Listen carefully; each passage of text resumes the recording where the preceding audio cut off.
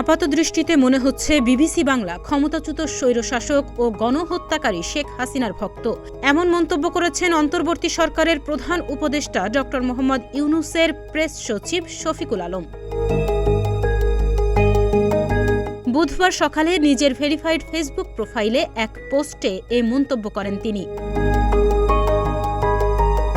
পোস্টে শফিকুল আলম অভিযোগ করে বলেন, বিবিসি বাংলার শেখ হাসিনার ভারতে পালিয়ে যাওয়ার পটভূমি বাদ দিয়ে প্রতিবেদনে তার শাসনামলের গণহত্যা ও গুমের কথা উল্লেখ করেনি। তিনি আরও লেখেন, গত সপ্তাহে হিউম্যান রাইটস ওয়াচের প্রতিবেদনে শেখ হাসিনার হত্যাকাণ্ডের নির্দেশের বিষয় উল্লেখ ছিল, কিন্তু বিবিসি বাংলা তা উল্লেখ করেনি। শফিকুল আলমের অভিযোগ, বিবিসি বাংলা শেখ হাসিনাকে নিখুঁত প্ল্যাটফর্ম দিয়েছে এবং তারেক রহমানকে সমান সুযোগ দেয়নি। এছাড়া পোস্টে তিনি লেখেন, বিবিসি বাংলা শেখ হাসিনার 15 বছরের নৃশংস শাসনকে বর্ণনা দিতে এক নায়কতান্ত্রিক শব্দ ব্যবহার করেছে, যা স্বৈরাচারকে স্বাভাবিক করার চেষ্টা।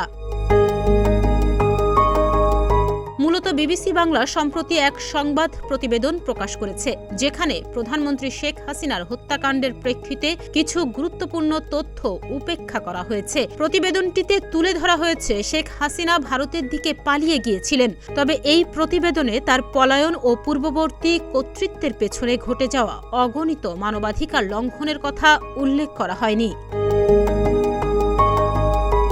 তাহনিয়া ইয়াসমিন, প্রতিদিনের বাংলাদেশ।